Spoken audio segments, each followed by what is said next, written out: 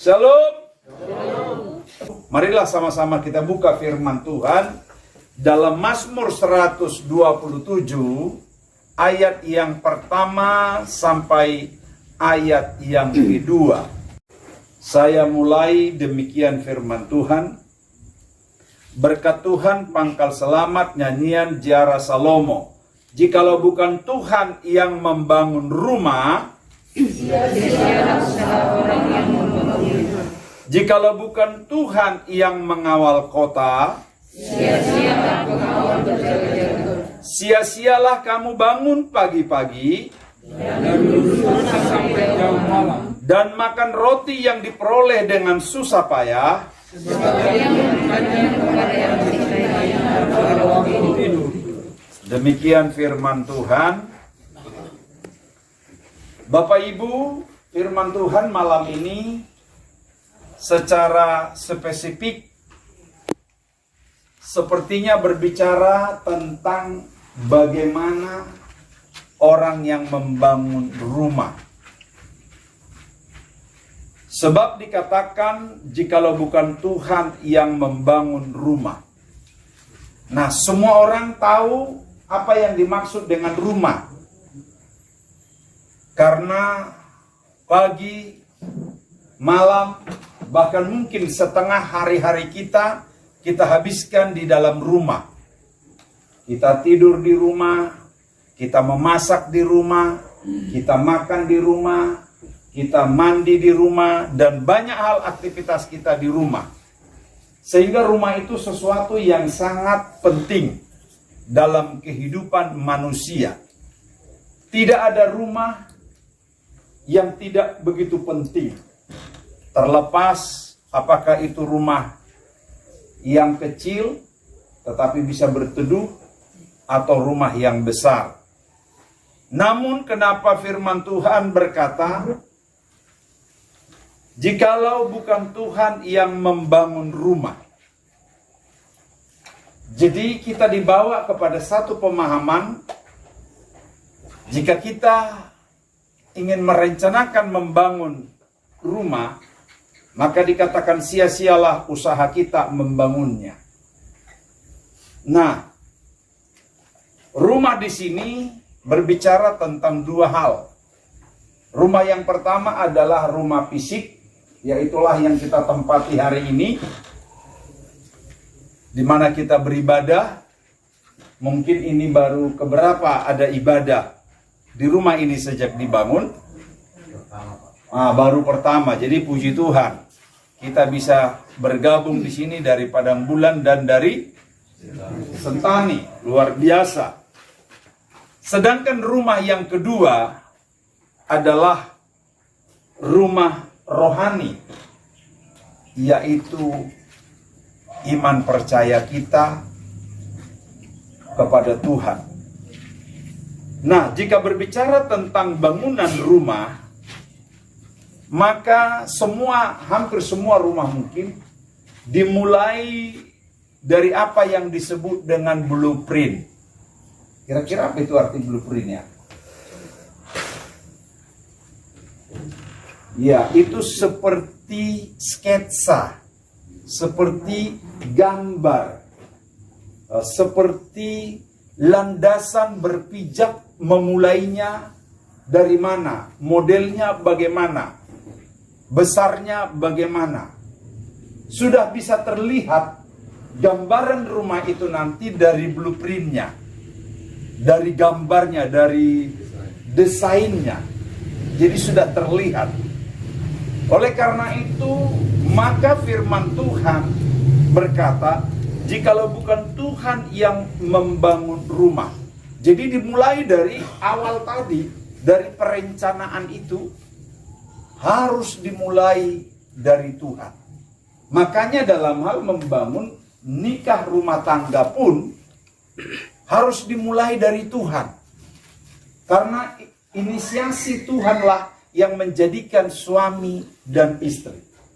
Inisiatif Tuhanlah yang membuat sebuah rumah tangga. Sebab semua ciptaan Tuhan, hari pertama sampai hari yang ke-6 disebut baik adanya. Tapi dalam hal manusia, baru kali itu Tuhan bilang ternyata tidak baik manusia itu seorang diri. Maka Tuhan menjadikan seorang penolong baginya. Jadi kalau ada di sini yang sudah umur masih sendiri, ayat ini pas ini. Tidak baik seorang diri ya. Maka Tuhan sebenarnya berinisiatif untuk memberi seorang penolong.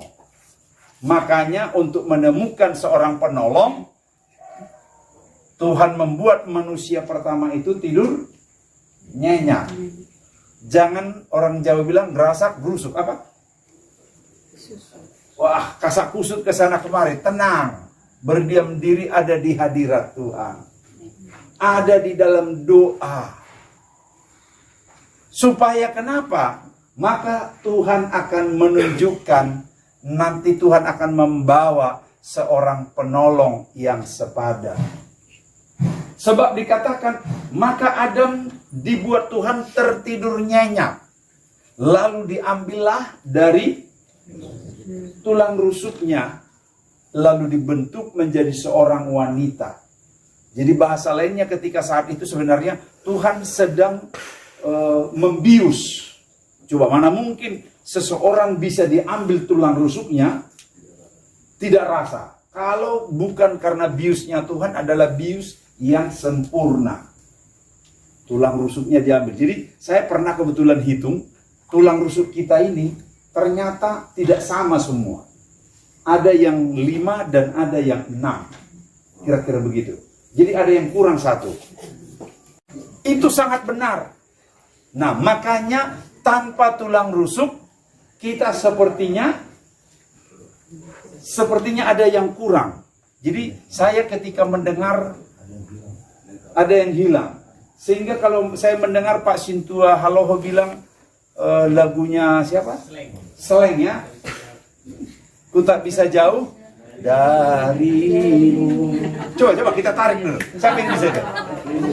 Bisa jauh darimu.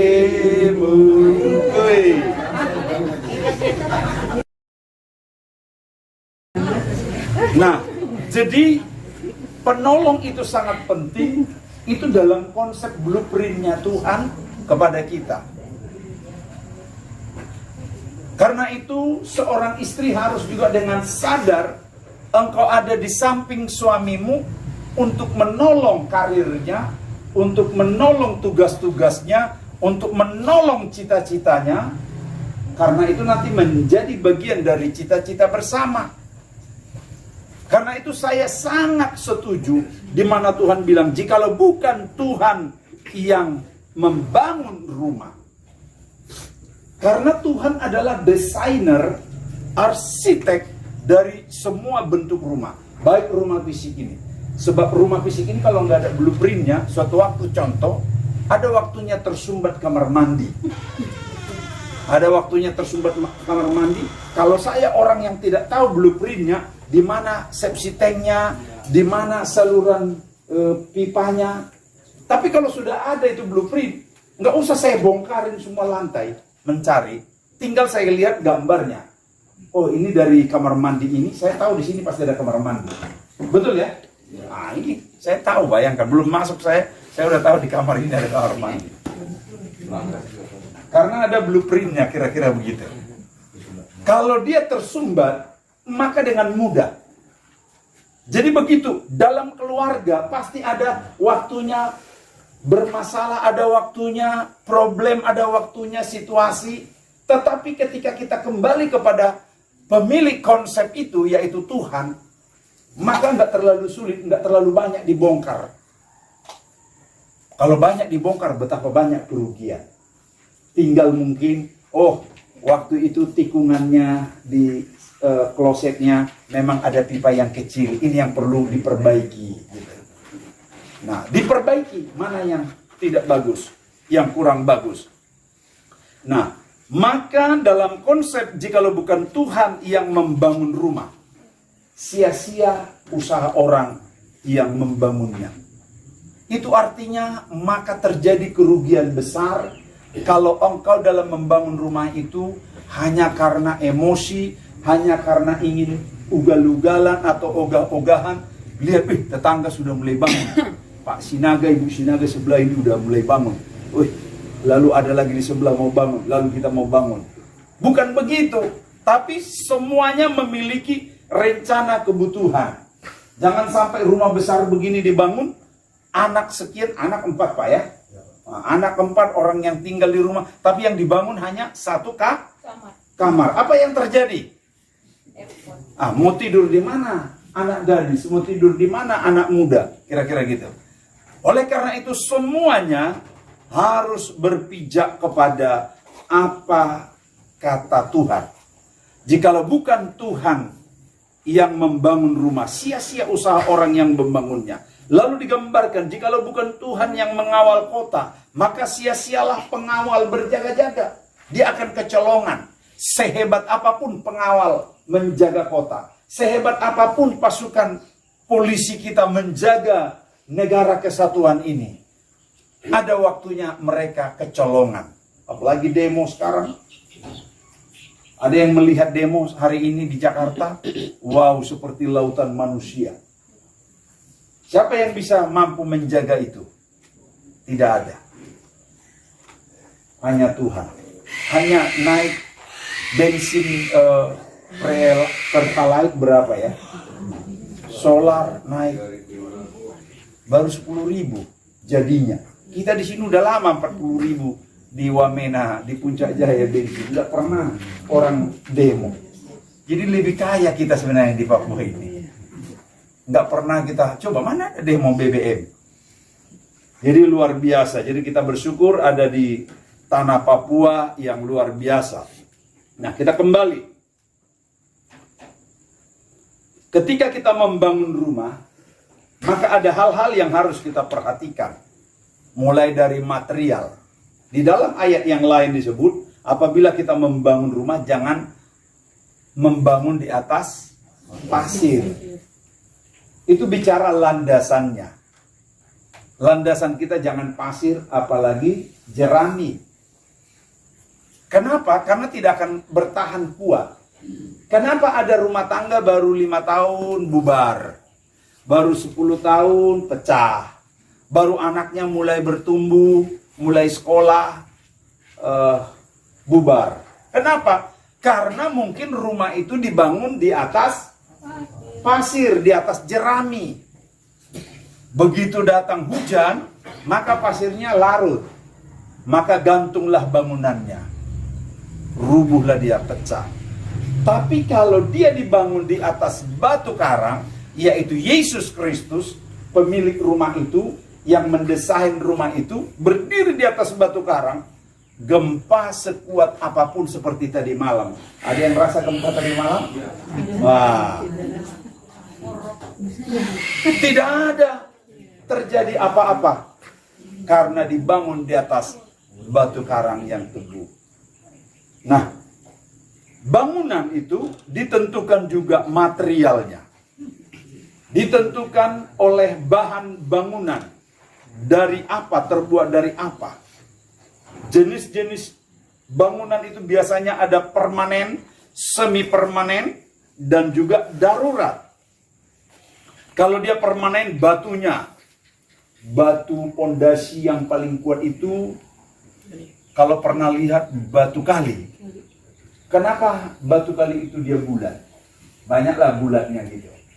Nah, saya pernah membaca di ahli geologi ya. Jadi itu ternyata batu itu dulu sebenarnya dari gunung, dibawa oleh air. Makin besar air, maka makin baguslah batu ini. Sehingga batu ini sudah tahan uji. Dengan banyaknya benturan, sehingga sampai dia di aliran sungai atau di kali, dia sudah seperti bulat. Karena sudut-sudutnya ketika dia pecah dari lempengan di gunung, jadi sudut-sudutnya itu sudah terbuang. maka dia terlihat seperti mulus. Kadangkala memang hidup kita supaya berguna, kadangkala harus ada benturan-benturan kecil-kecil lewat proses waktu, maka kita akan kuat dan kokoh. Rumah tangga, keluarga, kalau tidak ada benturan-benturan kecil, gesekan-gesekan kecil sesama batu, lalu dia terguling-guling, dia tidak bisa kita katakan menjadi batu yang kuat, batu kali atau batu karang, tidak bisa. Tapi karena dengan banyaknya proses gulingan-gulingan, benturan-benturan, maka dia menjadi batu yang kuat, yang bisa menjadi pondasi, yang bisa menjadi landasan atas rumah yang permanen.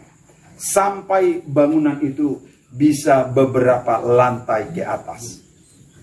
Sedangkan bangunan yang semi permanen biasanya dari papan, dari triplex, apalagi yang darurat, ya dari atap-atap itu apa namanya? Ya dari sagu-sagu itu. Ya rumah kami dulu dari situ. Jadi jangan ada yang datang merokok ke rumah kami dulu. Itu berbahaya sekali, rawan seperti di pompa bensin. Di pompa bensin pernah lihat ya, dilarang. Wah, kalau di rumah begini nggak ada masalah, karena sudah pasti biar kita taruh pun begini nggak. Nah, jadi makin bangunan itu makin terbuat dari material yang kuat, maka dia akan makin kuat menghadapi banyak tantangan. Kalau angin kencang, biar bangunan begini kuat ini.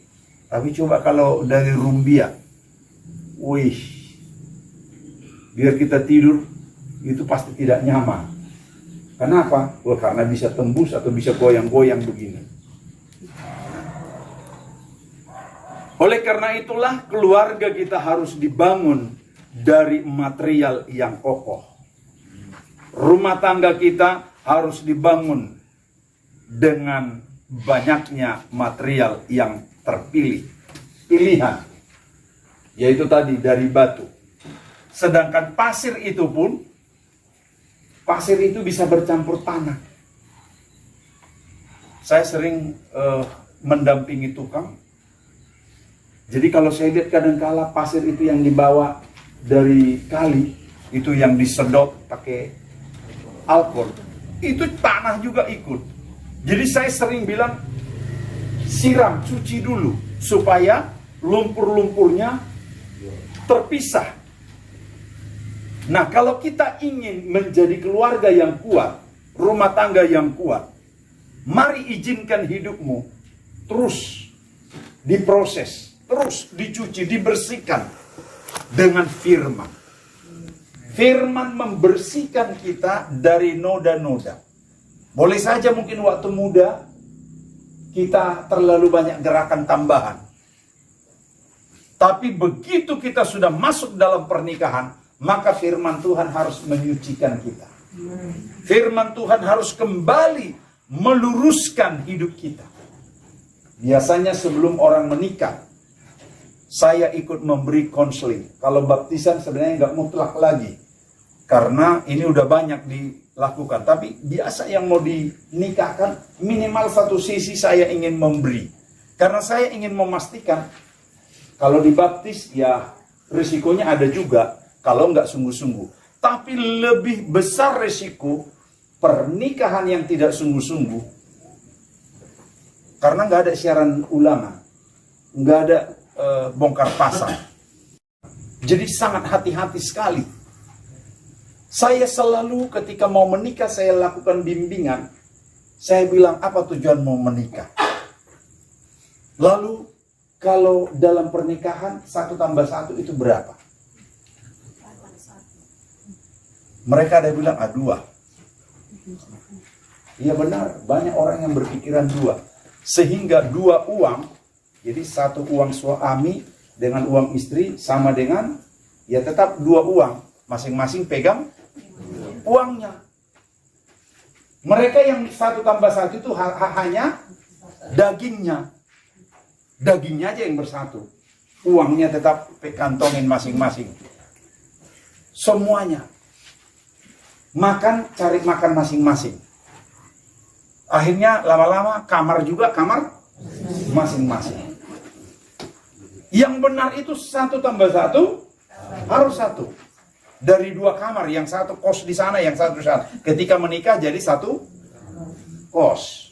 Begitu uangnya. Dulu uangnya suami terima, uangnya istri terima, kantongi masing-masing. Begitu menikah, jadi bersatu uangnya. Jadi nggak boleh lagi kantongi masing-masing. Untuk apa menikah kalau kantongi uang masing-masing? Uang saya ada, ini tebal. Testo. Tapi uang kami bersatu. Kadang-kala kalau ada perlu baru saya bilang, "Mah, ini kayaknya udah mulai menipis ini." Wah, istri saya udah langsung tahu. Itu artinya udah bersatu. Jangan sampai sudah menikah tetap uangnya uang masing-masing. Siapa bilang dapat bimbingan konseling dari mana? Suami istri itu ketika menikah dia bersatu. Bukan hanya tubuhnya yang bersatu, uangnya bersatu, kamarnya bersatu. Jangan kamar si suami di sini, kamar si istri di sana. Ada apa? Bersatu. Bersatu dalam bagaimana caranya? Karakternya bersatu, sifatnya bersatu, sulit memang. Tapi dua-duanya harus bergeser. Kan 1 tambah 1. Kemana mereka bergeser? Si suami karakternya bergeser, meninggalkan keinginannya, seleranya, semuanya, cara berpikirnya. Si istri juga demikian, bergeser, menyatu. Menjadi pikiran siapa? Pikiran Kristus. Bukan lagi pikiran si istri, bukan lagi keputusan si suami, tapi menjadi keputusan bersama di dalam Kristus yang bisa dipertanggungjawabkan. Nah ini, kalau ini kita lakukan, kalau ini kita pertahankan 1 tambah 1 tetap menjadi 1, semua kembali kepada Kristus, maka keluarga itu akan langgeng sampai Tuhan memisahkan kakek dan nenek sampai umur ya 90-100 lah. Kalau kita bilang 80 sudah ada yang dekat-dekat, Bu. Jadi kita bilang aja 100 supaya masih panjang. Karena kemarin kan kita yang ibadah tadi malam sudah berapa? Umur berapa? 76. Wah, jadi kalau kita bilang 80 tahun, wih, dia pasti tidak terima itu. 8 tahun. Jadi lebih bagus kalau ada yang umur begitu, kita bilang aja 100 tahun. Ya, tetap keputusan di tangan Tuhan. Nah, saya akan akhiri. Jika kita mengikuti semua prosedur tadi, maka badai apapun yang datang menimpa rumah itu, hujankah, banjirkah, anginkah, rumah itu akan kuat. Sekarang ini badai yang paling kuat menimpa keluarga apa? Khusus di perkotaan. Badai apa? Nggak ada uang. Badai uang katanya, atau krismon. Ada lagi? Badai apa? Badai cemburu, perselingkuhan. Di perkotaan loh, kalau di pedesaan beda. Ini analisa kita. Sampai ketua sinode kita bilang, di Amerika itu kota lebih besar. Dari 10 kali pernikahan, sudah terjadi 12 kali perceraian. Kira-kira itu maksudnya apa? Artinya, dari 10 pernikahan, 10 orang, sudah 12 kali bercerai. Berarti sudah ada yang cerai dua kali kan?